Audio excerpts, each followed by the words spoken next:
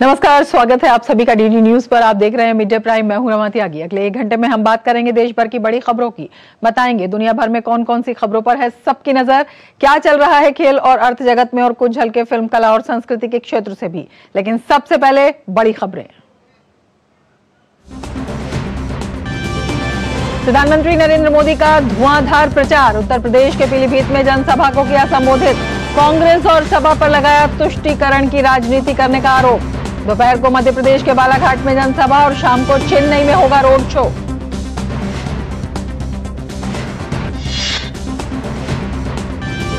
चुनाव नियमों का उल्लंघन करने के आरोप में बीआरएस ने चुनाव आयोग से की राहुल गांधी की शिकायत। वहीं दिल्ली में मंदिर मार्ग थाना परिसर में धरने पर बैठे तृणमूल नेता।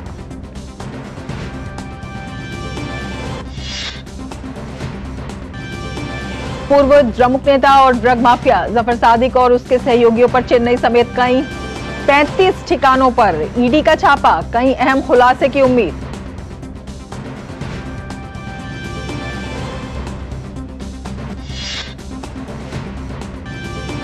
सीएए के अमल पर रोक की मांग से जुड़ी याचिका पर आज सुप्रीम कोर्ट में सुनवाई। पिछली सुनवाई में अदालत ने केंद्र सरकार से मांगा था जवाब।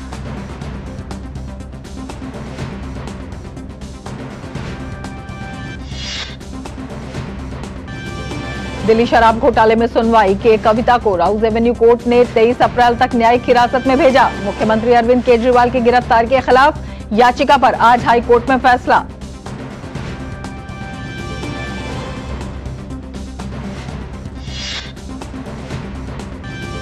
नवरात्रि के पहले दिन शेयर बाजार में जबरदस्त उछाल। सेंसेक्स अब तक के अपने उच्चतम स्तर पर 75,000 के पार लगाई छलांग। निफ्टी भी रिकॉर्ड 22,000 से ऊपर।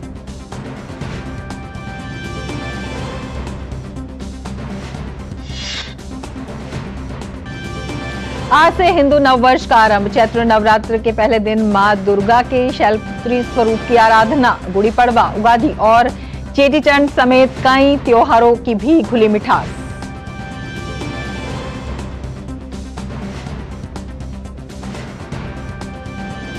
लेंगे खबरों को विस्तार से। मिड डे प्राइम में सबसे पहले बात करते हैं 24 की चुनौती की।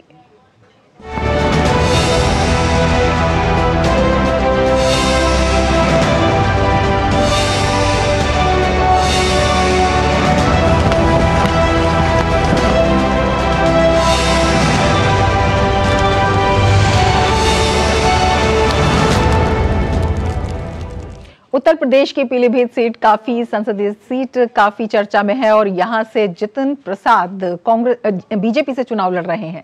जितिन उत्तर प्रदेश सरकार में लोक निर्माण मंत्री भी हैं और भाजपा ने वरुण गांधी का टिकट काट कर जितिन को टिकट दिया है। वहीं बरेली से भी 8 बार के सांसद संतोष गंगवार की जगह छत्रपाल सिंह गंगवार को टिकट दिया गया है। दोनों ही प्रत्याशियों के समर्थन में प्रधानमंत्री पीलीभीत में जनसभा को प्रधानमंत्री ने संबोधित किया। उन्होंने कांग्रेस और सपा पर तुष्टीकरण की राजनीति करने के आरोप लगाए। प्रधानमंत्री ने कहा कि कांग्रेस तो विदेशी धरती पर सताए गए सिखों को नागरिकता देने वाले कानून का भी विरोध कर रही है।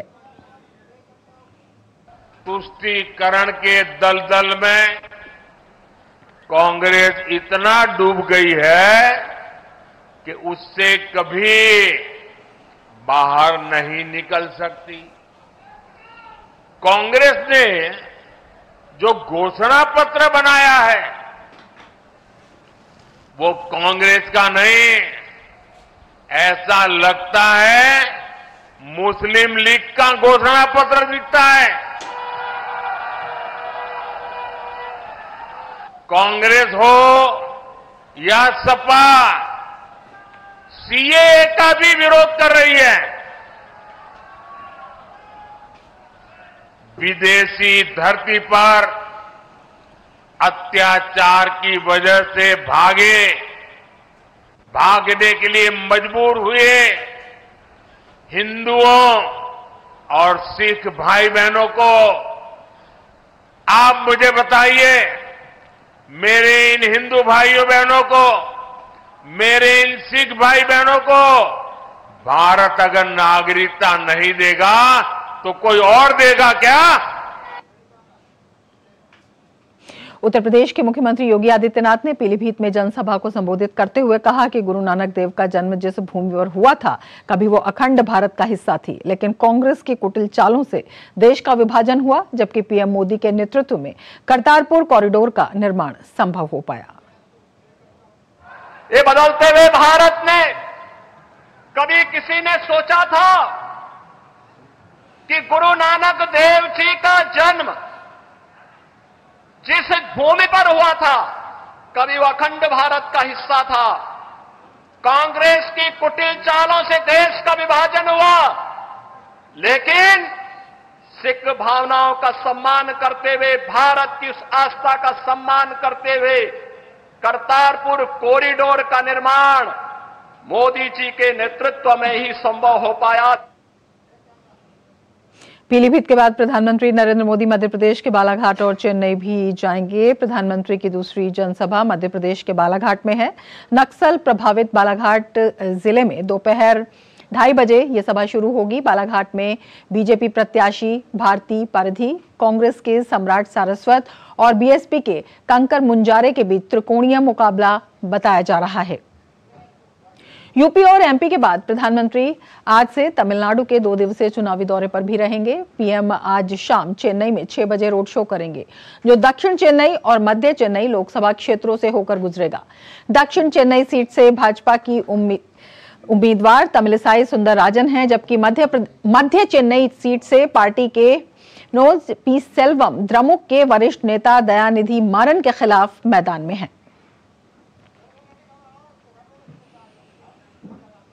और हमारे 2 संवाददाता हमारे साथ जुड़े हुए हैं। आदित्य श्रीवास्तव मध्य प्रदेश से हमारे साथ जुड़े हुए हैं और ऋषि चेन्नई से हमारे साथ जुड़े हुए हैं। आदित्य, सबसे पहले आपके पास आना चाहेंगे। बेहद महत्वपूर्ण बीजेपी जो है धुआंधार प्रचार कर रही है और पीएम मोदी के जिस तरह से दौरे हो रहे हैं अपने आप में बेहद महत्वपूर्ण वो कहे जा सकते हैं। किस तरह की चुनावी लड़ाई आप वहां पर देखते हैं जहां प्रधानमंत्री आज जनसभा करने वाले हैं? देखिए, अगर पूरे मध्य प्रदेश को समझे रमा तो 29 सीटें मध्य प्रदेश में है।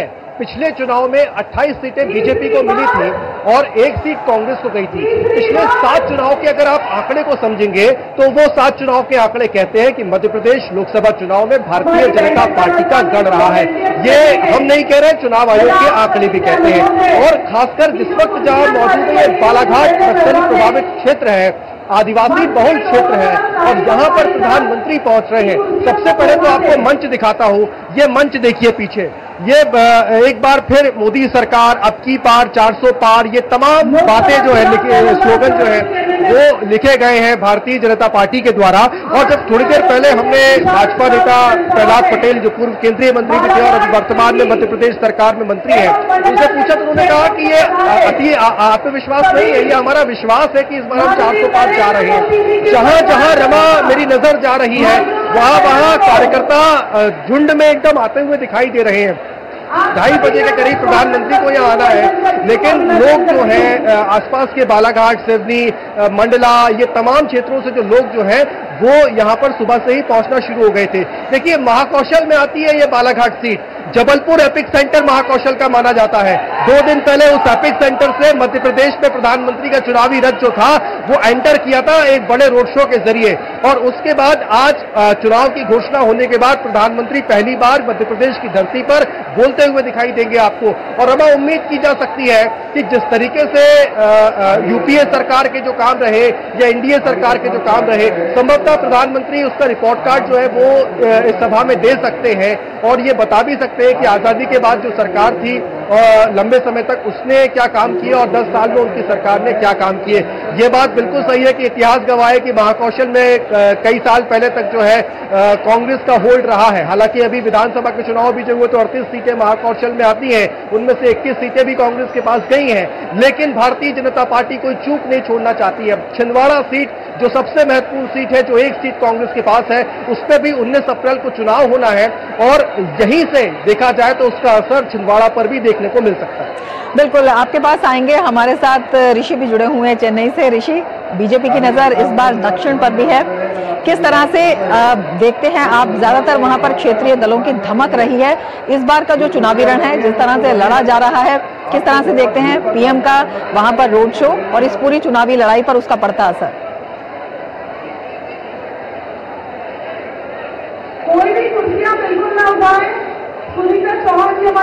अगर हम विश्लेषण करें तो निश्चित तौर से इस चुनाव में प्रधानमंत्री नरेंद्र मोदी ने जिस तरीके से दक्षिण की ओर रुख किया है और रैली दर रैली और जनता के साथ सीधा संपर्क स्थापित करने की जो उनकी पुरजोर कोशिश रही है, उसी के एक हिस्से के रूप में आज के हम रोड शो को देख सकते हैं। हालांकि इससे पहले प्रधानमंत्री मोदी ने तमिलनाडु के साथ जो बनारस का अगर हम जिक्र करें तो काशी और तमिल संगम के माध्यम से एक संवाद स्थापित करने की कोशिश की थी और उस संवाद के माध्यम से उन्होंने इस बात को स्थापित किया कि किस तरीके से दक्षिण और उत्तर की जो संस्कृति है उसमें एक दूसरे के साथ कैसे मेल मिलाव रहा है और जो लोग हैं वो एक दूसरे के साथ किस तरीके से जुड़े रहे हैं। इसके सांस्कृतिक पहलू रहे हैं, इसके आध्यात्मिक पहलू रहे हैं और इन सब में जो हमारे ऐतिहासिक पक्ष रहे हैं उन सबको रेखांकित किया गया। चाहे वो संगोल का जिक्र कर लें तो उसके माध्यम से उन्होंने तमिलनाडु को देश की मुख्य धारा या यूँ कहें कि जो सियासत है उसमें उनकी जो भूमिका है उसको रेखांकित करने की कोशिश की।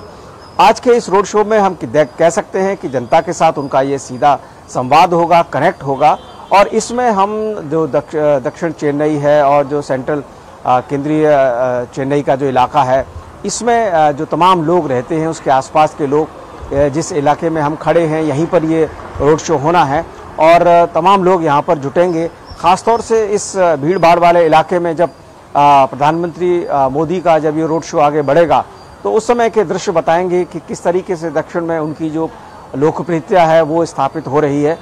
ये शाम का वक्त होगा और शाम को 6 साढ़े 6 बजे के आसपास ये रोड शो शुरू हो जाएगा। रमा, बिल्कुल, रोड शो को भी हम लगातार आपके माध्यम से दिखाएंगे। हम अब चलते हैं आदित्य के पास। आदित्य, आपसे ये जानना चाहेंगे, जिस तरह से आपने बताया है कि चुनावी लड़ाई बेहद रोचक है, बीजेपी विधानसभा चुनाव के बाद जीत के रथ पर तो सवार है ही, अलग कॉन्फिडेंस दिखाई देता है, लेकिन कांग्रेस के पास भी अपनी खोई जमीन को वापस पाने की एक चुनौती है और उसके लिए पुरजोर प्रयास वहां से भी हो रहे हैं। पहले चरण की जो हम 6 सीटें देखते हैं उसमें से 5 सीटें जो हैं अगर हम पिछले लोकसभा चुनाव को देखें तो बीजेपी को हासिल हुई थी और एक सीट जो है वो कांग्रेस ने उस पर बाजी मारी थी। कांग्रेस का वो गढ़ भी कहा जाता है, छिंदवाड़ा की हम बात करते हैं तो। लेकिन इस बार जो बीजेपी की ये 5 सीटें हैं, बीजेपी ने अपने पुराने चेहरों को कई सीटों पर बदला है। किस तरह से आप देखते हैं इस रणनीति को?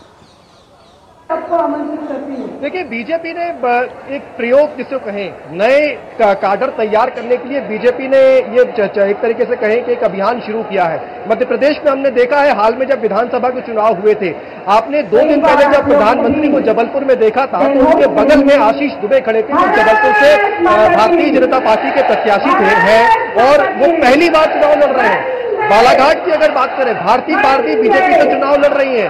6 महिला उम्मीदवारों को पार्टी बीजेपी ने टिकट दिए हैं इस बार 29 में से और 28 पर जो कांग्रेस ने उतारे उसमें से केवल 1 महिला उम्मीदवार कांग्रेस ने उतारी है। ये भी कहीं ना कहीं एक बहुत बड़ा फैक्टर मध्य प्रदेश में चर्चाओं का विषय ये भी हो रहा है कि महिला उम्मीदवार आखिर किसने उतारे। लेकिन देखिए, पिछले विधानसभा चुनाव में कांग्रेस का प्रदर्शन बहुत अच्छा नहीं रहा था। ये वही इलाका है महाकौशल का जहां पर जरूर पहले कभी कांग्रेस का होल्ड हुआ करता था, लेकिन अभी फिलहाल उसका वोट प्रतिशत गिरा है।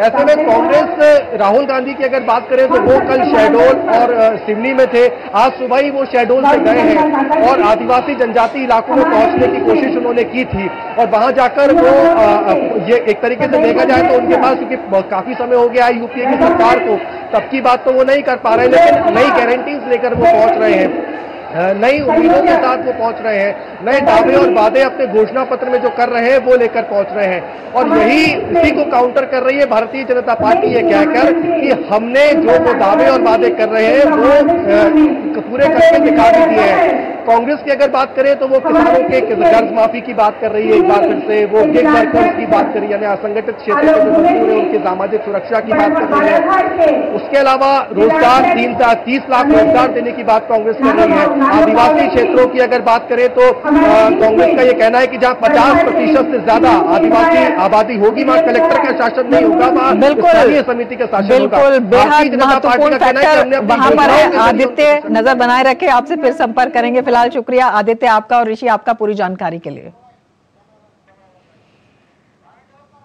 आगे बढ़ेंगे। प्रधानमंत्री नरेंद्र मोदी के बालाघाट दौरे पर मध्य प्रदेश के मुख्यमंत्री मोहन यादव ने कहा है कि चुनाव अभियान में उनकी उपस्थिति प्रदेश को एक नई प्रकार की ऊर्जा देगी। के दिन हमारा सौभाग्य यशस्वी प्रधानमंत्री हमारे अपने प्रदेश में आ रहे हैं। बालाघाट के चुनाव अभियान में उनका उपस्थिति यह प्रदेश को एक नया प्रकार का एक ताकत, संबल, ऊर्जा देगी। और जिस प्रकार से माननीय मोदी जी मध्य प्रदेश हुआ है, पूरा देश हुआ है, उसी कड़ी में मध्य प्रदेश और जोर शोर से अपने अभियान में भी लगेगा। और जनता का आशीर्वाद जिस प्रकार से दिख रहा है, निश्चित रूप से मोदी जी को मिलेगा। वरिष्ठ भाजपा नेता, पार्टी के स्टार प्रचारक और केंद्र में मंत्री अमित शाह आज असम के चुनावी दौरे पर रहेंगे। अमित शाह असम के लखीमपुर संसदीय क्षेत्र के चुकली भोरिया इलाके में एक सार्वजनिक सभा करेंगे। लखीमपुर सीट भाजपा के पास है, जहां से मौजूदा सांसद प्रदान बरुआ कांग्रेस नेता उदय शंकर हजारिका के खिलाफ चुनाव लड़ रहे हैं। इसके बाद अमित शाह डिब्रूगढ़ संसदीय क्षेत्र में चालिया नगर से थाना चरियाली तक एक रोड शो भी करेंगे। केंद्रीय मंत्री सर्बानंद सोनोवाल डिब्रूगढ़ लोकसभा क्षेत्र से चुनाव लड़ रहे हैं। सोनोवाल के खिलाफ कांग्रेस की सहयोगी पार्टी असम जातीय परिषद के लुरिन ज्योति गोगोई मैदान में है। पूर्व मुख्यमंत्री सोनोवाल और लुरिन ज्योति गोगोई दोनों ऑल असम स्टूडेंट्स यूनियन के पूर्व पदाधिकारी हैं। और महाराष्ट्र में विपक्षी गठबंधन महाविकास आघाड़ी आगामी लोकसभा चुनावों के लिए सीट बंटवारे के लिए उनमें समझौता हो गया है। राज्य में उद्धव ठाकरे के गुट वाली शिवसेना 21 सीटों पर चुनाव लड़ेगी, जबकि कांग्रेस 17 सीटों पर लड़ेगी और एनसीपी के शरद पवार गुट को 10 सीटें मिली हैं। आज मुंबई में महाविकास आघाड़ी की एक साझा प्रेस कॉन्फ्रेंस में ये बात कही गई। इसमें एसीपी चीफ शरद पवार, उद्धव ठाकरे, बाला साहब थोराट, पृथ्वीराज चव्हाण, नाना पटोले, जयंत पाटिल, संजय राउत और महाविकास आघाड़ी के सभी प्रमुख नेता मौजूद थे। इस मौके पर संजय राउत ने सीट शेयरिंग का फॉर्मूला बताया। इसके मुताबिक उद्धव ठाकरे के गुट वाली शिवसेना सबसे ज्यादा 21, कांग्रेस 17 और एनसीपी शरद पवार ग्रुप 10 सीटों पर चुनाव लड़ेंगे। बीजेपी के राष्ट्रीय प्रवक्ता सैयद शाहनवाज हुसैन ने बिहार में महागठबंधन पर सवाल खड़े किए हैं। उन्होंने महागठबंधन पर चुटकी लेते हुए कहा कि कांग्रेस को बिहार में उम्मीदवार नहीं मिल रहे। जो महागठबंधन है उनके एनडीए अलायंस को उम्मीदवार नहीं मिल रहे, लगता है उनको इश्तेहार देना पड़ेगा। वो इधर उधर से मांग कर दूसरे दल के नेता को ला रहे हैं, कोई उनके टिकट पर लड़ने को तैयार नहीं है। अभी तक कांग्रेस को 9 सीट मिली तो 3 उम्मीदवार मिले, 6 तो अभी मिले ही नहीं है। वीआईपी को 3 मिली, अभी तक उम्मीदवार की तलाश जारी है। राजद ने अभी तक पूरे उम्मीदवार घोषित ही नहीं किए हैं, क्योंकि सबको मालूम है कि जीतेगा एनडीए, जीतेंगे मोदी। और जो महागठबंधन है उसके अंदर कोई लड़ने को तैयार ही नहीं है। सबको पता है कि इस बार 0 पे आउट हो जाएगा महागठबंधन। भारत राष्ट्र समिति ने पूर्ववर्ती बीआरएस सरकार के दौरान फोन टैपिंग को लेकर उसके अध्यक्ष के चंद्रशेखर राव के खिलाफ बेबुनियाद आरोप लगाने के लिए कांग्रेस नेता राहुल गांधी की निर्वाचन आयोग से शिकायत की है। शिकायत में आरोप लगाया गया है कि 6 अप्रैल को कांग्रेस की एक रैली में दिए भाषण में राहुल गांधी ने चुनाव नियमों का उल्लंघन किया। बीआरएस ने निर्वाचन आयोग से राहुल गांधी के बयानों की तुरंत जांच कराने और उनके दावों के समर्थन में सबूत मांगने को कहा। दिल्ली में मंदिर मार्ग थाना परिसर में तृणमूल कांग्रेस का धरना जारी है। सीबीआई, एनआईए, ईडी और आयकर विभाग के प्रमुखों को बदलने की मांग को लेकर कल धरने पर बैठे तृणमूल कांग्रेस के कई नेताओं को दिल्ली पुलिस ने हिरासत में ले लिया था। आज फिर से उनका धरना शुरू हो गया। टीएमसी सांसद डोला सिंह कह रही हैं कि केंद्र सरकार नहीं चाहती है कि विपक्षी दल शांतिपूर्ण तरीके से चुनाव लड़ें। हमारे party all India Trinamool Congress की तरफ से 10 एमपी और एक्स एमपी का डेलीगेशन इलेक्शन कमीशन के फुल बेंच के पास आए थे और चिट्ठी देके हम अपील किए थे कि इस पर ध्यान दिया जाए कि लेवल प्लेइंग फील्ड के लिए CBI, ED, NIA and income tax का जो चीफ है उसको बदल दिया जाए इलेक्शन कमीशन की जुरिस्डिक्शन में। इस मामले पर नॉर्थ दिल्ली के डीसीपी ने कहा कि हमने उन्हें रिहा कर दिया था, लेकिन वो अपनी इच्छा से वहां बैठे हैं और जब वो लोग चाहे जा सकते हैं। जो रोड ब्लॉक की थी उसके लिए डिटेन किया गया था और मंदिर मार्ग थाने में उनको ले जाके फ्री कर दिया गया था। इवनिंग में सनसेट से पहले ही बता दिया गया था कि वो फ्री है, लेकिन वो अपनी इच्छा से वहाँ बैठे हुए। हमने कल ही उनको फ्री कर दिया था। वो अपनी इच्छा से जब चाहें तब जा सकते हैं। कल शाम को ही उनको फ्री कर दिया गया था, वो जब चाहें तब जा सकते हैं। जैसे जैसे लोकसभा चुनाव के पहले चरण के मतदान की तारीख नजदीक आ रही है, वैसे वैसे सियासी पारा भी बढ़ता जा रहा है।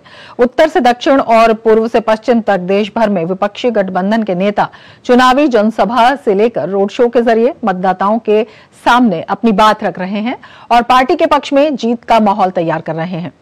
कांग्रेस अध्यक्ष मल्लिकार्जुन खड़गे, वरिष्ठ नेता राहुल गांधी और सोनिया गांधी समेत दक्षिण में डीएमके, उत्तर प्रदेश में अखिलेश यादव, दिल्ली में आम आदमी पार्टी और बिहार में आरजेडी गठबंधन उम्मीदवारों के पक्ष में प्रचार में जुटे हैं। डीएमके नेता कनिमोई ने कहा है कि इस समय देश में सिर्फ सरकार के खिलाफ बोलने वाले ही नहीं चाहिए, बल्कि महागठबंधन को चुनाव भी जीतना होगा ताकि सरकार बदली जा सके। It is important that the India alliance also wins, so that we don't need just only voices to speak against the government. We need to change the government. एक बड़े राजनीतिक घटनाक्रम में पूर्व केंद्रीय मंत्री चौधरी बीरेंद्र सिंह ने भाजपा से वापस कांग्रेस का खेमा अपना लिया है। बीरेंद्र सिंह 10 साल पहले कांग्रेस छोड़कर बीजेपी में शामिल हुए थे और आज हरियाणा के पूर्व मुख्यमंत्री भूपेंद्र सिंह हुड्डा और अन्य बड़े नेताओं की मौजूदगी में उन्होंने घर वापसी की। इससे पहले हिसार से सांसद रहे चौधरी बीरेंद्र सिंह के पुत्र ब्रजेंद्र सिंह भी बीजेपी छोड़ कांग्रेस में शामिल हो चुके हैं। आज आप मेरे से पूछोगे कि बीरेंद्र सिंह कांग्रेस में क्यों? मैं दो बात आपको कहूंगा। एक तो ये कि बहुत से साथियों ने स्टार भी लगाए हुए मेरे गाड़ियों पे कि घर वापसी। मैं ये कहता हूं घर वापसी के साथ साथ घर वापसी तो अलग चीज है, विचारधारा की वापसी है। ये विचारधारा की वापसी। आगे बढ़ते हैं। नेशनल कॉन्फ्रेंस के नेता और जम्मू कश्मीर के पूर्व सीएम उमर अब्दुल्ला ने जम्मू कश्मीर में लोकसभा सीटों को लेकर हुए विपक्षी गठबंधन से पीडीपी को बाहर रखने पर बोला है कि लोकसभा की सीटें सीमित थी, लेकिन विधानसभा चुनाव में इसका ख्याल रखा जाएगा। We had a maximum of 6 seats, of which 3 seats were already held by the National Conference. The space for political give and take was very limited. But the Congress and the National Conference had made it very clear that we would keep an option open for sharing space or seats in the assembly elections that are due in August and September of this year. Clearly that was unacceptable to the PDP. 24 की चुनौती में फिलहाल इतना ही। रुक करेंगे कुछ अन्य खबरों का।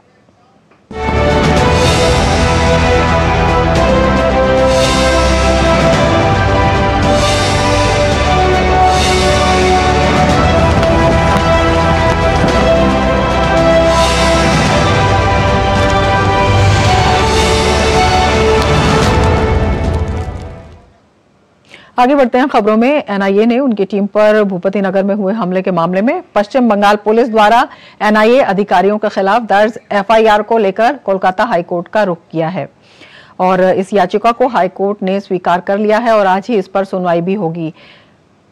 और अधिक जानकारी के साथ हमारे संवाददाता प्रसन्नजीत बख्शी भी जुड़ रहे हैं। तो प्रताड़ना के केस के खिलाफ अदालत पहुंच गई है एनआईए।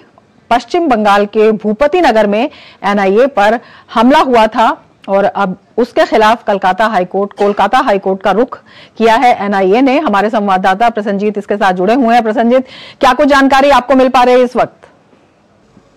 देखिए रमा, ये सेकंड हाफ में लंच के बाद जस्टिस जय सिंह गुप्ता की अदालत में इसके बारे में जो सुनवाई है वो किया जाएगा और इस जो एनआईए की तरफ से जो अपील किया गया है उसमें यह किया गया है कि ये जो एनआईए के अफसर्स के खिलाफ मोलेस्टेशन की केस लगाया गया भूपति नगर थाने की तरफ से, इसका क्वॉश किया जाए, इसको खारिज किया जाए और साथ ही साथ ये जो अभी एनआईए के खिलाफ किसी तरह की कोई जो कानूनी भाषा में कोई कोर्सिव एक्शन, मतलब किसी भी एनआईए के अधिकारी को पूछताछ के लिए बुलाया जाए या उठा के ले जाए या सामान भेजा जाए, इस तरह की जो कार्रवाई कानूनी तौर पर किया जा सकता है पुलिस की तरफ से, इसके ऊपर रोक लगाया जाए। ये दोनों अपील लेकर फर्स्ट हाफ में मेंशन किया गया था और उसी हिसाब से जस्टिस ने सेकंड हाफ में एप्लीकेशन लेकर पहुंचने के लिए कहा और उन्होंने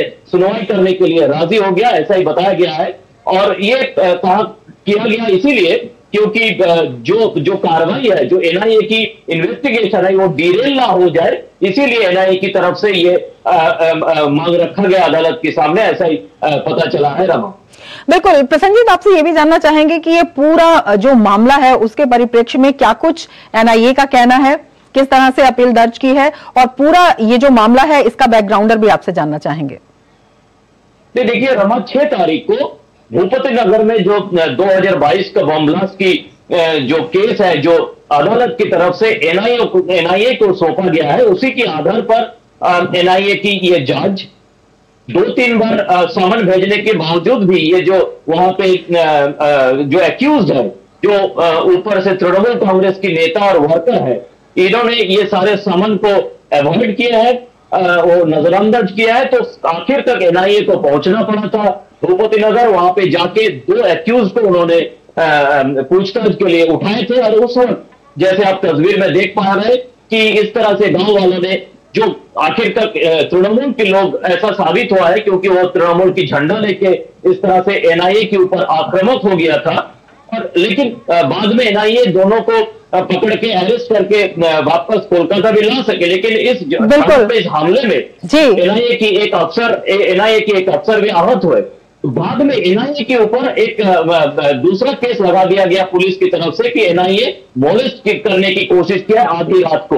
तो इसी को लेकर पूरी कहानी है और एनआईए बिल्कुल बेहद अहम और संवेदनशील मामला है ये पूरा। आप नजर बनाए रखें। फिलहाल शुक्रिया पूरी जानकारी के लिए प्रसन्नजीत। आगे बढ़ेंगे मिड डे प्राइम में, लेकिन उससे पहले लेते हैं एक ब्रेक। आप देखते रहिए टीडी न्यूज। यकीन है खुद पर है नाज, सुनती हूँ अपने मन की आवाज, कभी शर्मीली तो कभी हूँ जाबाज, रुकना मेरी आदत नहीं, थमना मेरी चाहत नहीं,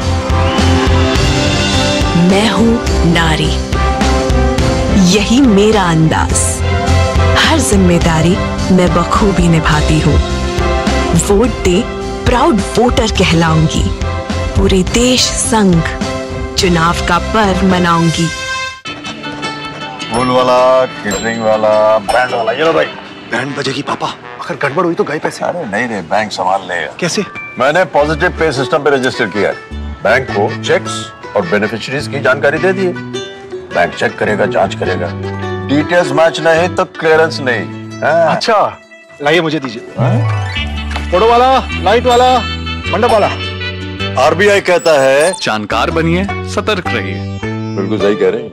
delivery boy has picked your order. अरे भाई पता है भूख लगी है। 30 मिनट का मैसेज नोटिफिकेशन आया था ना। मैसेज के सहारे थोड़ी बैठ सकते हैं। कल आपने कुछ शेयर्स बेचे थे ना? हाँ, तो चेक किया? मैसेज आया तो था। सिर्फ मैसेज काफी नहीं है। आप शेयर मार्केट में कोई भी ट्रांजैक्शन करते हैं ना, तो स्टॉक एक्सचेंज से आए एसएमएस या ईमेल को अपने डीमैट अकाउंट और बैंक स्टेटमेंट के साथ भी टैली कीजिए। बेटा भूख में ना दिमाग बंद हो जाता है। समझ कर इन्वेस्ट कर। हमारी पीढ़ी को तो वोट के बदले में धोखे ही मिले थे, और हमारी पीढ़ी को बस गरीबी हटाओ के नारे। पानी ढोती थी, इज्जत दांव पर लगाकर अंधेरे में शौच को जाती थी, धुएं में आंखें जलाती थी, और फिर हमें मिले मोदी जी कामदार। हमारा दर्द महसूस किया है मोदी जी ने, तभी तो झट से भेज दिए बिजली, पानी, गैस, शौचालय। अब घर में बीमारियां कम हो गई है ना अम्मा? हाँ, दवा का खर्चा घटा है और ढेर सारा समय बचा है। हमारे जैसे करोड़ों निकले हैं गरीबी से बाहर।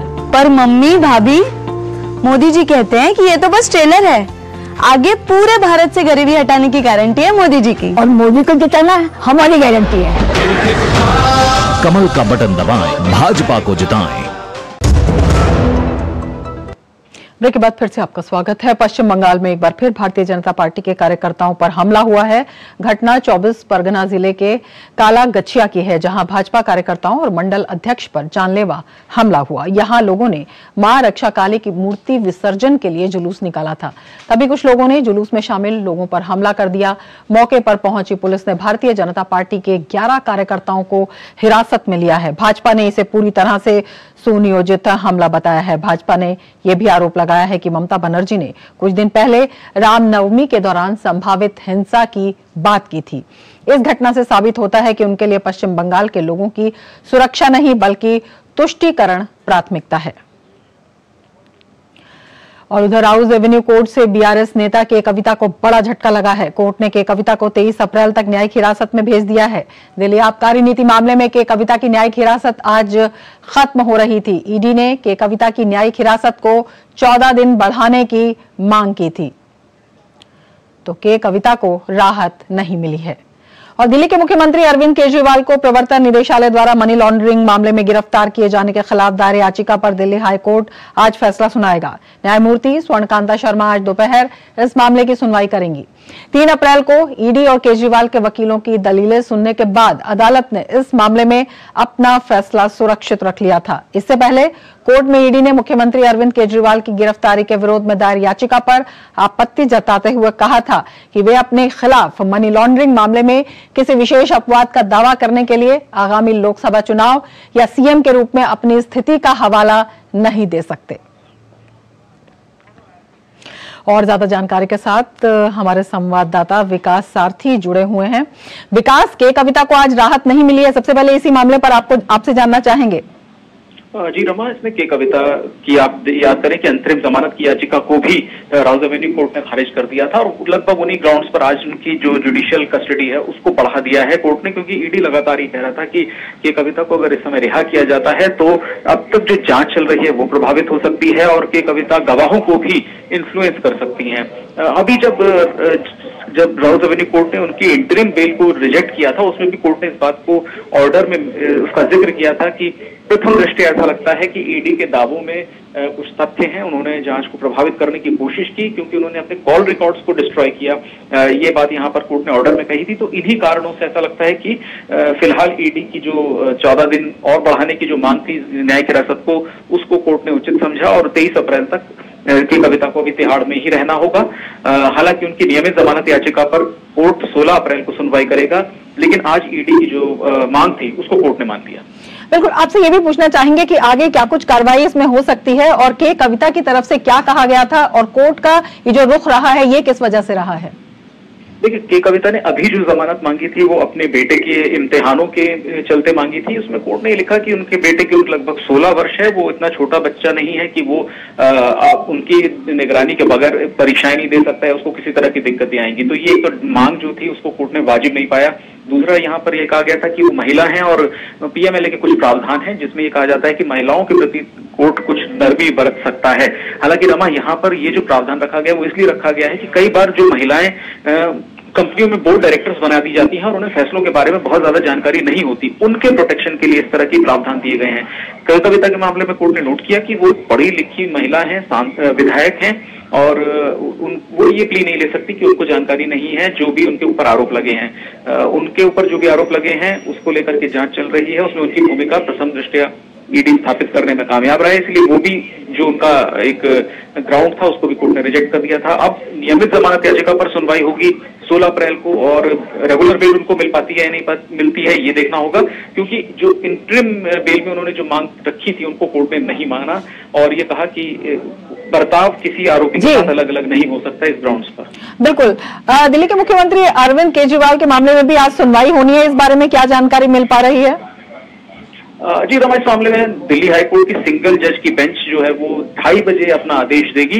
अरविंद केजरीवाल ने हाईकोर्ट का जब रुख किया था तो उन्होंने 2 बातें कही थी अपनी याचिका में। पहला, उन्होंने कहा था कि उनकी गिरफ्तारी अवैध है और दूसरा उन्होंने कहा था कि इस पर वो मेरिट्स पर बहस के लिए तैयार है कि क्यों उनकी गिरफ्तारी अवैध है, लेकिन उनको फिलहाल तुरंत रिहाई की राहत दी जाए। तो इनकी दो मांग थी, पहली ये कि मेरिट्स पर वो बहस के लिए तैयार है लेकिन उनको इमीडिएट रिलीज किया जाए, उस मांग को कोर्ट ने ठुकरा दिया था और ये कहा था कि जब तक हम मेरिट्स को नहीं सुन लेते तब तक इस तरह रिहाई का आदेश देना संभव नहीं है। आज कोर्ट जब 2:30 बजे आदेश सुनाएगा, इन दोनों बातों पर सुनाएगा कि क्या उनकी रिहाई जो जैसा वो दावा कर रहे हैं ईडी की ओर से वो गैर कानूनी है और क्या उनको अंतरिम राहत के तौर पर तुरंत रिहा किया जाना चाहिए। बिल्कुल विकास, बेहद अहम है ये दोनों ही बातें, आप नजर बनाए रखिए। फिलहाल शुक्रिया पूरी जानकारी के लिए। आगे बढ़ेंगे। सुप्रीम कोर्ट ने एक फैसले में कहा कि जलवायु परिवर्तन जीवन के अधिकार की संवैधानिक गारंटी को प्रभावित करता है।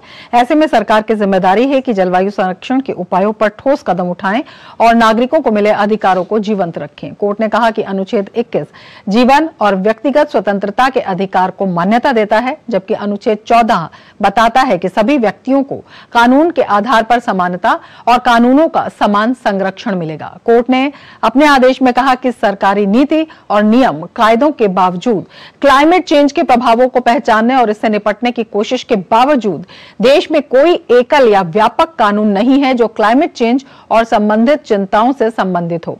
कोर्ट ने आगे कहा कि स्वच्छ पर्यावरण के बिना जीवन का अधिकार पूरी तरह से साकार नहीं हो सकता है। यह फैसला 21 मार्च को वाइल्ड लाइफ कार्यकर्ता MK रंजीत सिंह और अन्य की ओर से राजस्थान और गुजरात में पाए जाने वाले ग्रेट इंडियन स्ट्रिट पक्षी के संरक्षण के लिए दायर याचिका पर आया है, जो विलुप्त होते जा रहे हैं।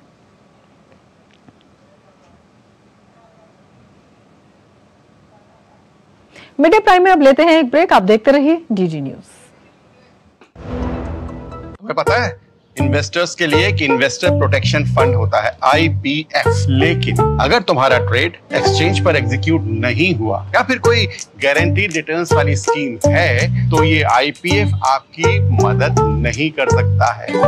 और अगर आपका ब्रोकर ही डिफॉल्टर बन जाए तो फिर IPF आपको कॉम्पेंसेशन दिला सकता है। कहाँ से सीखा? NSE की साइट पर। सोचकर समझकर इन्वेस्ट कर। लाखों की संख्या में श्रद्धालु पहुँचे अयोध्या। बरसों की प्रतीक्षा के बाद हमारे अयोध्या का गौरव लौटा है। नहीं तो पहले टेंट, टूटे घाट, गंदगी, कोई फैसिलिटी नहीं। और अब काशी देखो, केदारनाथ देखो, उज्जैन देखो, सोमनाथ देखो, सब भव्य दिव्य। और मोदी जी कहते हैं ये तो बस ट्रेलर है, आस्था का परचम लहराता रहे। ये है मोदी की गारंटी, इसलिए हमारा पहला वोट मोदी को। ये है हमारी भी गारंटी। कमल का बटन दबाएं, भाजपा को जिताएं। ब्रेक के बाद फिर से आपका स्वागत है और अब देखते हैं अर्थ जगत से जुड़ी खबरें।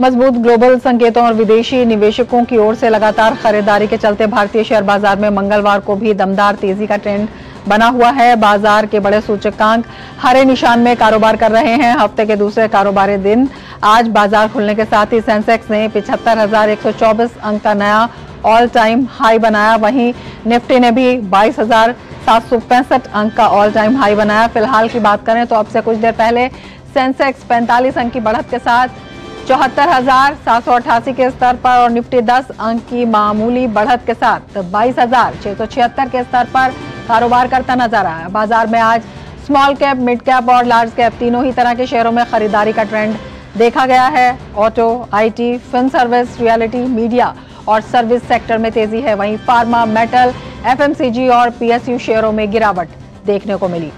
अंतर्राष्ट्रीय बाजार में सोने की कीमतों में तेजी जारी है। सोने में इस साल अब तक 13.5% की तेजी देखने को मिल चुकी है। सोने का भाव $2,372.50 प्रति औंस पर पहुंच चुका है। 2024 में चांदी में भी तेजी देखने को मिल रही है। अमेरिका में ब्याज दरों की ऊंची स्थिति बनी रहने और भू राजनीतिक उठापटक के बीच सोने में ये तेजी देखने को मिल रही है। कच्चे तेल की कीमतें $90 पर पहुंचने के बाद स्थिर बनी हुई हैं। तो बाजार में तेजी दर्ज की गई है और इसके बारे में और ज्यादा जानकारी के लिए हमारे संवाददाता अजय मिश्रा हमारे साथ जुड़े हुए हैं। अजय, आपसे जानना चाहेंगे, बाजार में काफी उछाल देखने को मिल रहा है, किस तरह से देखते हैं, क्या कुछ इसकी वजह और किस तरह से ये जो स्थिति है ये लगातार आगे बढ़ रही है? देखिए रमा जी, जो पिछले 4-5 सालों में आप देखें जो आर्थिक मोर्चे पर सुधार किए गए और बड़े फैसले लिए गए, खासतौर पर बुनियादी ढांचे में फोकस का, बजट का जिस तरह से वित्तीय अनुशासन पर फोकस रहा, उसने इन्वेस्टर्स को एक बड़ी विश्वास उनके मन में दिया कि अब रिफॉर्म्स का ये जो सफ़र है वो लगातार जारी रहेगा। जो सरकार है वो ये लगातार कह रही है कि हम 2047 तक विकसित राष्ट्र बनाने का सपना देखते हैं, इसलिए सभी को संभावनाएं नज़र आ रही हैं। दूसरी जो वजह है, बड़ी वजह तेज़ी को, ये है कि सभी को ये विश्वास नज़र आ रहा है कि सरकार में स्थायित्व और सरकार की नीतियों में स्थायित्व उनको दिखाई देगा और इसलिए लोग बेट कर रहे हैं। तीसरी बात यह कि जो विदेशी संस्थागत निवेशक हैं, FPIs की अगर हम बात करें तो उन्होंने पिछले साल जो नेट था वो नेगेटिव था, यानी यहाँ से पैसे बाहर गए थे, जबकि इस साल अगर आप देखें तो $13 बिलियन का इन्वेस्टमेंट आया है। इसका मतलब वो अब बाजार, जो भारत की अर्थव्यवस्था पर दाव लगाना चाहते हैं। और वैश्विक परिस्थितियां आप देख ही रहे हैं कि जो बढ़ती हुई अर्थव्यवस्थाओं में भारत सबसे तेज़ी से बढ़ती हुई अर्थव्यवस्था है और इसलिए जो निवेशक है वो भारतीय अर्थव्यवस्था पर दाव लगा रहे हैं और ये जो तेज़ी है वो कुछ और दिनों तक जारी रखने की उम्मीद है। लेकिन फिर भी थोड़ा सा बबल कुछ सेक्टर्स में है जिसमें निवेशकों को, खासतौर पर जो छोटे निवेशक हैं, उनको सावधान रहने की सलाह जो है एक्सपर्ट्स दे रहे हैं।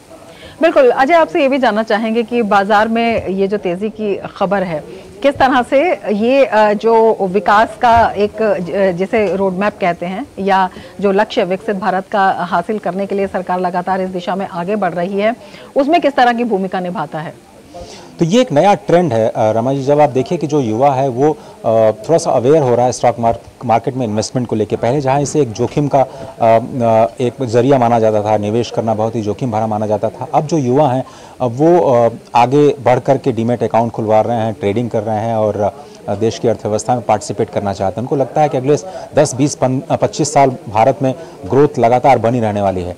दूसरी जो बड़ी बात सामने आई है, लोगों ने अपने डिपॉजिट्स को निकाल करके अब शेयर मार्केट में इन्वेस्टमेंट करना शुरू किया है। आप अगर SIP के आंकड़े देखें तो एग्जैक्ट आंकड़ा मैं शायद आपको नहीं दे पाऊंगा, लेकिन उसमें कई गुने की वृद्धि हुई है और जो फंड मैनेजर्स हैं वो लगातार जो SIP के आंकड़े हैं जिसमें आप एक निश्चित अवधि में एक निश्चित रकम शेयर मार्केट में म्यूचुअल फंड के जरिए इन्वेस्टमेंट करते हैं, जो डायरेक्ट शेयर मार्केट में नहीं जाते हैं, वो विश्वास दिखाता है कि किस तरह से नई युवा पीढ़ी और नया जो पैटर्न है, इकोसिस्टम है सेविंग्स का, वो थोड़ा सा चेंज हुआ है और इन्वेस्टमेंट की तरफ जा रहा है। साथ ही साथ लोगों को लगता है कि जो दूसरे एसेट क्लासेस हैं वो उतना रिटर्न नहीं दे रहे हैं। मिसाल के तौर पर आपकी जो प्रॉपर्टी है या फिर जो दूसरे तरीके, पहले पारंपरिक तरीके होते थे PPF और दूसरे इंस्ट्रूमेंट्स में, वो उसमें उतने ज़्यादा रिटर्न नहीं मिल रहे। लगातार बैंक पर डिपॉजिट पर ब्याज दरें घट रही हैं और इसलिए लोगों का रुझान बढ़ रहा है। तो वाकई आपने जो कहा कि देश की विकास की यात्रा में जो पार्टिसिपेट करना चाहते हैं वो स्टॉक मार्केट को एक जरिया के रूप में देख रहे हैं और इसलिए बहुत धन्यवाद अजय तमाम जानकारी के लिए। और मिड डे प्राइम में अब लेंगे एक ब्रेक। आप देखते रहिए DG न्यूज। हाँ, देखो जी भर के अपना ही है और अपने ही वोट से बने हैं बड़े बड़े पुल देश भर में। हमारी लाइफ तो निकल गई बेटा, हमारे टाइम तो अटकाना, फटकाना, लटकाना यही कल्चर होता था, पर तुम लोगों के लिए बड़े काम करने वाला बैठा है। सिर्फ 10 साल की स्पीड देख लो, अटल सेतु से अटल टनल देख लो, चिनाब ब्रिज से बोगीबिल ब्रिज देख लो, और इतना करके भी मोदी जी कहते हैं ये तो अभी ट्रेलर है। हमारे सपने पूरा करने की गारंटी मोदी जी की, तो उनको जिताने की गारंटी किसकी? हम बाप बेटी की। कमल का बटन दबाएं, भाजपा को जिताएं।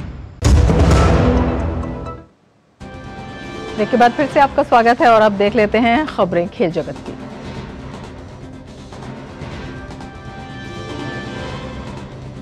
और खेल की बात करें तो भारतीय टेनिस स्टार सुमित नागल का शानदार प्रदर्शन जारी है। सुमित नागल ने मोंटे कार्लो मास्टर्स टेनिस प्रतियोगिता के पहले दौर के मुकाबले में इटली की मैथियो आर्नाल्डी को 5-7, 6-2, 6-4 से शिकस्त दी। ये पहली बार है जब किसी भारतीय ने इस प्रतियोगिता में पहले दौर का मुकाबला जीता है। 95वीं रैंकिंग के खिलाड़ी नागल ने पहला सेट गंवाने के बाद मुकाबले में वापसी की और मैथियो को दूसरे और तीसरे सेट में हराकर मुकाबले को अपने नाम किया। और इंडियन प्रीमियर लीग में आज होने वाले मैच में पंजाब किंग्स और सनराइजर्स हैदराबाद आमने सामने होंगे। अंक तालिका में सनराइजर्स 5वें और पंजाब किंग्स 6ठे स्थान पर हैं।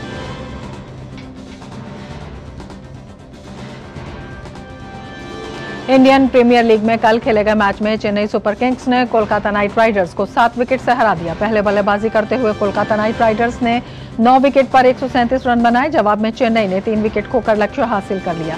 ये कोलकाता के इस सीजन में पहली हार है। आज चैंपियंस लीग फुटबॉल प्रतियोगिता के क्वार्टर फाइनल के पहले लेग में आर्सेनल और बायर्न म्यूनिख आमने सामने होंगे। आर्सेनल की कोशिश रहेगी कि वो अपनी अच्छी फॉर्म इस मैच में भी बरकरार रखे।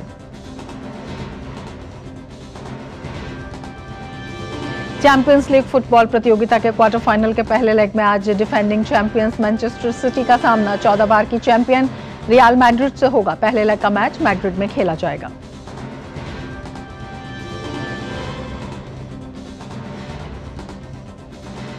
चैंपियंस लीग के पिछले सीजन में सिटी ने रियल मैड्रिड को सेमीफाइनल में हराया था। वहीं 2022 में रियल मैड्रिड ने सिटी को सेमीफाइनल में मात दी थी। और अब आगे बढ़ने से पहले वक्त है एक और ब्रेक का। आप देखते रहिए डीडी न्यूज।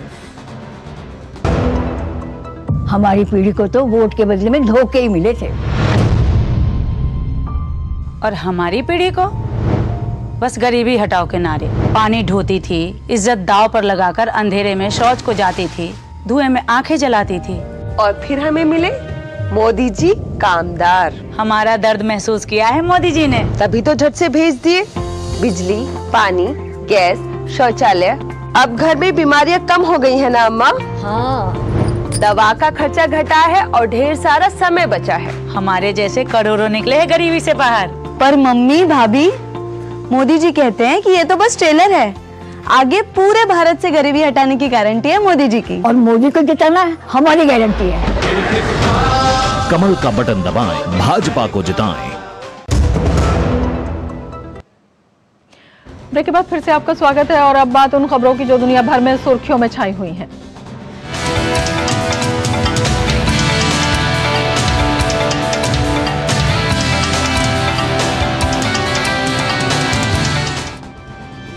सऊदी अरब में कल ईद मनाई जाएगी। सऊदी अरब के सुप्रीम कोर्ट ने इसकी घोषणा की है। इस साल रमजान का महीना 11 मार्च से शुरू हुआ था। मुसलमानों के पवित्र माह रमजान के अंत में ईद अल फतर का त्योहार मनाया जाता है। रमजान का महीना जैसे ही अंत की ओर बढ़ता है, वैसे ही दुनिया के करीब 1.9 अरब मुसलमान उम्मीद करते हैं कि आसमान साफ रहे। इस्लाम के त्योहार और उनके रीति रिवाज चंद्रमा पर आधारित हिजरी कैलेंडर के अनुसार चलते हैं। यूक्रेन के कई क्षेत्रों में रूस ने ताबड़तोड़ हमले किए और इन हमलों में 5 लोग मारे गए। यूक्रेन के दक्षिणी शहर जापोरिजिया में एक मिसाइल हमले में 3 लोगों की मौत हो गई और कम से कम 8 लोग घायल हो गए। अधिकारियों ने कहा कि एक औद्योगिक इमारत, 7 अपार्टमेंट ब्लॉक्स, साथ ही चिकित्सा और शैक्षणिक सुविधाएं क्षतिग्रस्त हो गईं। उत्तरी सुमी क्षेत्र के बिलोपिलिया शहर में 4 बम गिरे, जिसमें एक महिला की मौत हो गई और 3 अन्य लोग घायल हो गए।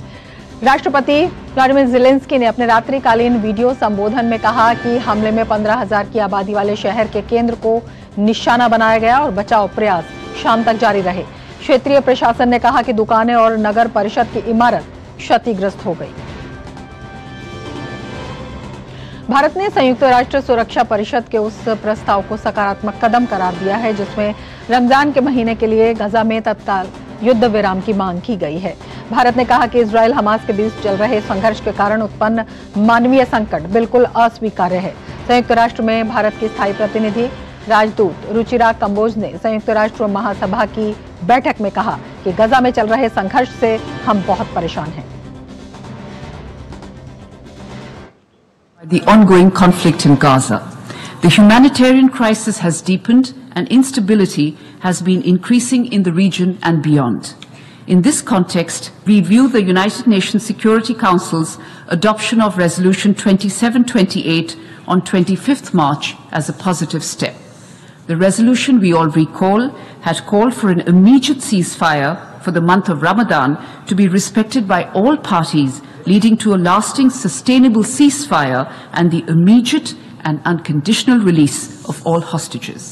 India's position on the conflict has been clearly articulated on more than one occasion by our leadership.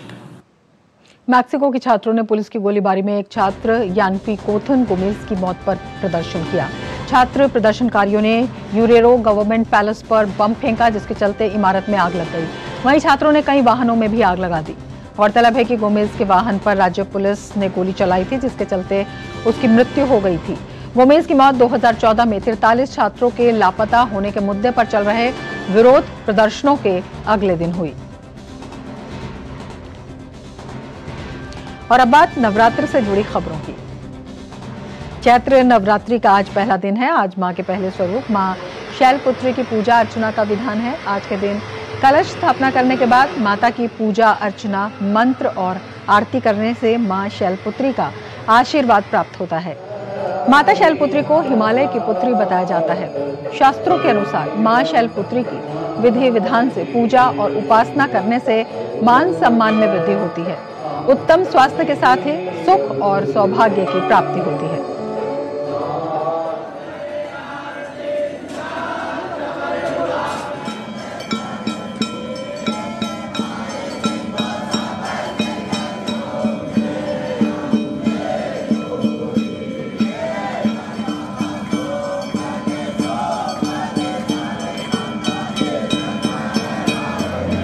प्रधानमंत्री नरेंद्र मोदी ने आज से शुरू हो रहे नवरात्र पर अपने सोशल मीडिया प्लेटफॉर्म पर शुभकामनाएं देते हुए लिखा है, नवरात्रि के पहले दिन आज मां शैलपुत्री के चरणों में मेरा नमन और वंदन। देवी मां देश के मेरे सभी परिवारजनों के जीवन में नई शक्ति और ऊर्जा का संचार करें। आप सभी के लिए मां शैलपुत्री की ये स्तुति। वंदे वाञ्छितलाभाय चन्द्रार्धकृत शेखरा वृषारूढा शूलधरा शैलपुत्री यशस्विनी।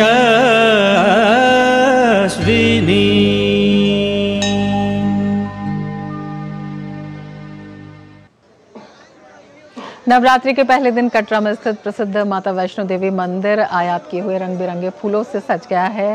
ग्लेडियोलस, कॉर्निशंस, लिलियम, एंथ्यूरियम, ऑर्किड जैसे फूलों की सुंदरता से सजा मंदिर देखते ही बन रहा है। आयात किए गए हुए फूलों की खूबी होती है कि वे कई दिनों तक ताज़ा रहते हैं। इस अवसर पर भक्त भाव विभोर होकर जयकारे लगा रहे हैं।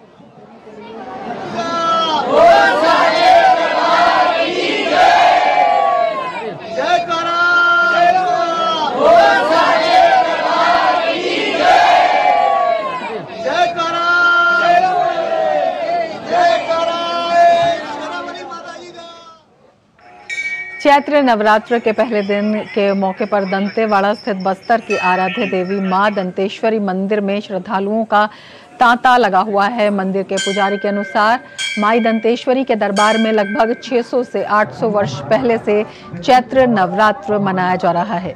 माता के प्रति आस्था रखने वाले श्रद्धालु यहां हर साल शारदीय नवरात्र और चैत्र नवरात्र के अवसर पर जोत जलाते हैं। दंतेश्वरी माता के दर्शन करने के लिए देश विदेश से श्रद्धालु आते हैं और चढ़ावा चढ़ाते हैं। अयोध्या में इस बार रामनवमी बहुत ही विशेष होने वाली है। भगवान रामलला की प्राण प्रतिष्ठा के बाद पहली बार भगवान राम जन्मोत्सव अद्भुत और आकर्षण का केंद्र होगा, जिसका उल्लास पूरी दुनिया देखेगी। राम मंदिर सहित अयोध्या के 8000 मंदिरों में उत्सव के आयोजन होंगे। देश और दुनिया के 25 से 30 लाख श्रद्धालुओं के यहाँ आने की संभावना है। 15 से 17 अप्रैल तक 20 घंटे दर्शन की व्यवस्था की गई है। एक साथ 6 से 7 लेन में श्रद्धालु दर्शन कर सकेंगे। देश विदेश से अयोध्या पहुंचने वाले भक्तों में रामलला के दर्शन को लेकर काफी उत्साह है। भक्त जय श्री राम के नारे लगा रहे हैं। श्रद्धालुओं की भीड़ को देखते हुए प्रशासन सुरक्षा समेत सभी इंतजामों को पुख्ता करने में जुट गया है।